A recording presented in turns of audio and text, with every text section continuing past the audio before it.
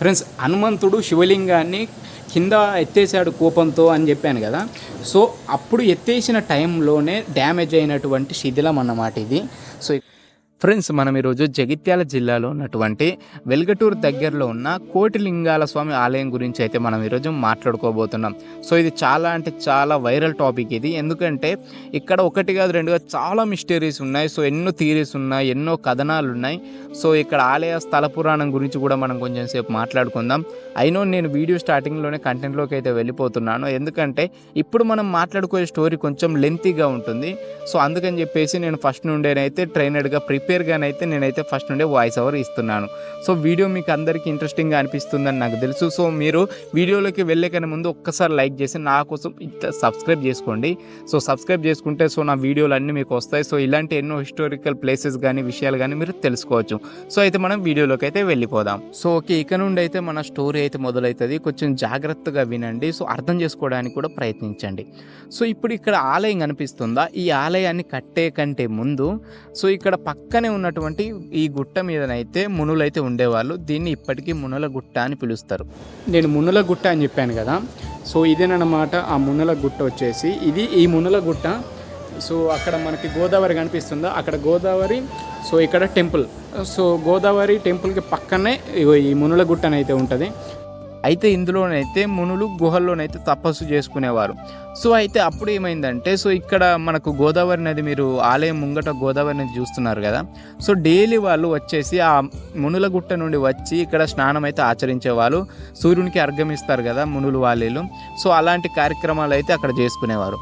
ఒకరోజు ఏమైందంటే వీళ్ళందరికీ ఒక ఆలోచన వస్తుంది, మనం ఎందుకని శివలింగాన్ని ఇక్కడ ప్రతిష్ఠించి మనం పూజలు చేయకూడదు, సో మనకు కూడా కన్వీనియంట్గా ఉండాలని చెప్పేసి వాళ్ళు ఒక చర్చ, ఒక మీటింగ్ లాగా పెట్టుకుంటారు. మీటింగ్ లాగా పెట్టుకుని మరి ఎట్లా చేస్తే బాగుంటుంది ఏం కథ అన్నట్టు వాళ్ళు మాట్లాడుకోగా సో అటు సరౌండింగ్లో వెళ్తున్న హనుమంతుడు వాళ్ళని చూస్తాడు. వాళ్ళని చూసిన తర్వాత సో నేను ఇది ముందే చెప్తున్నాను, ఇది ఆలయం స్థల పురాణం. అక్కడ మీరు స్పష్టంగా చూడొచ్చు, వాళ్ళు ఫ్లెక్సీ గట్టి కూడా పెట్టారు అక్కడ. సో ఆలయ స్థల పురాణం. సో ఆ ఆలయ కమిటీ వాళ్ళే సో అక్కడ ప్రాచుర్యంలోకి తీసుకురావడం జరిగింది.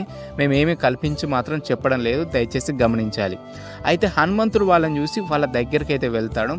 ఏమైంది, అందరూ కొంచెం డల్గా ఉన్నారు, ఏంటి మీటింగ్, ఏంటి కథ అని అడిగితే సో వాళ్ళైతే చెప్తారనమాట, స్వామి హనుమ, మేము ఇక్కడ శివలింగాన్ని ప్రతిష్ఠించుదాం అనుకుంటున్నాం, అందుకని మీటింగ్ లాగా పెట్టాము అనుకుంటా. అంటే హనుమంతుడు ఏమంటాడంటే, సరే నేను కాశీకి వెళ్ళైతే మీకు శివలింగాన్ని అయితే తీసుకొని వస్తాను, సో మీకు ఇబ్బంది కలగకుండా ఉండాలని చెప్పేసి హనుమంతుడైతే బయలుదేరుతాడు. కానీ ఇక్కడ ఒక ట్విస్ట్ అయితే జరుగుతుంది. ఏంటిదంటే వాళ్ళకు బ్రహ్మ ముహూర్తాలని కొన్ని ఉంటాయి కదా. సో విగ్రహాన్ని ప్రతిష్ఠించడానికి కానీ సో దానికి పూజలు చేయడానికి కానీ కొన్ని ముహూర్తాలు అయితే ఉంటాయి. ఆ ముహూర్త సమయం అయితే దాటిపోతుంది అన్నమాట. సో మన హనుమంతుడు వచ్చే వరకు అయితే లేట్ అయిపోతుంది.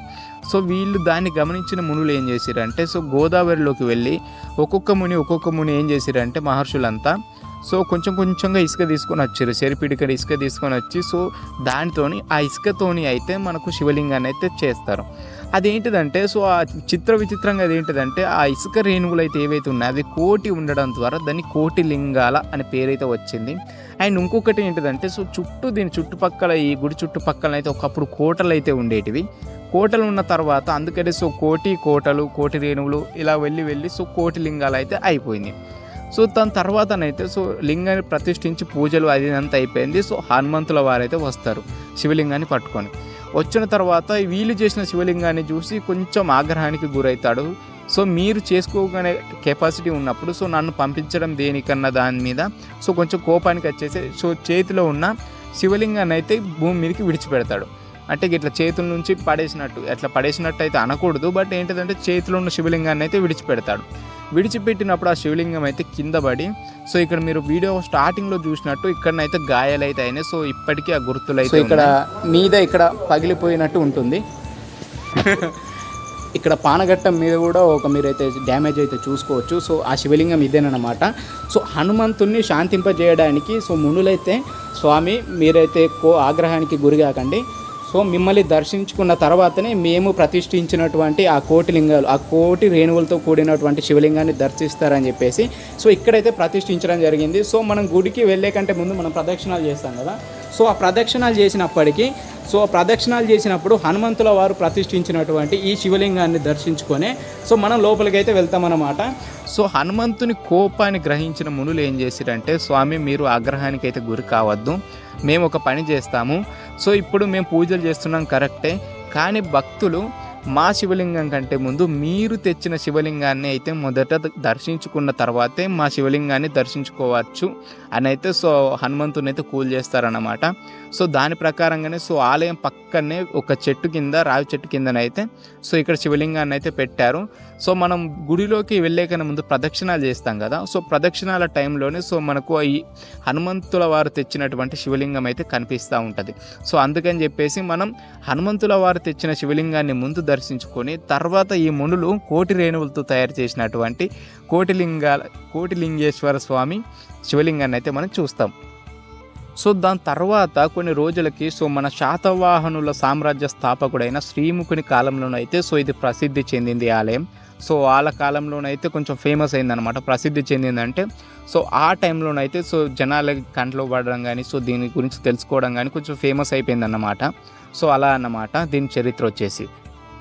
సో చూశారు కదా ఎలా అనిపించింది. సో మన కోటిలింగాల శివలింగం అండ్ శివాలయం, మన హనుమంతుల వారు స్వామి తెచ్చినటువంటి శివలింగం కానీ, సో మన ఋషులు ముంగటున్న గోదావరి నది నుండి చెరింత తీసుకొచ్చి మట్టింత తీసుకొచ్చి ఇసుక రేణువులతో పెట్టిన కోటి రేణువులతో కూడినటువంటి మన శివలింగం ఎలా అనిపించింది సో కింద కామెంట్ చేసేయండి. సో చాలా అంటే చాలా బాగుంది. ఎప్పుడైనా లైఫ్లో ఒక్కసారైనా విజిట్ చేయండి. మీరు జగిత్యాల డిస్టిక్ అండ్ దాని చుట్టుపక్కల కరీంనగర్ డిస్టిక్ సరౌండింగ్లో ఉన్నట్టయితే గట్ట సో అన్ని దగ్గరనే ఉంటాయి. సో ఇక్కడ గోదావరి నది అయినా కానీ కూడా సో అక్కడ సో మునుల గుట్ట అయినా కానీ కూడా కనబడుతుందా. సో అన్ని దగ్గరనే ఉండవు విశేషం అన్నమాట. సో వీడియో ఎలా అనిపించిందో కామెంట్ చేయండి. సో అయితే నెక్స్ట్ వీడియోలో కలుద్దాం. ఓం నమః శివాయ.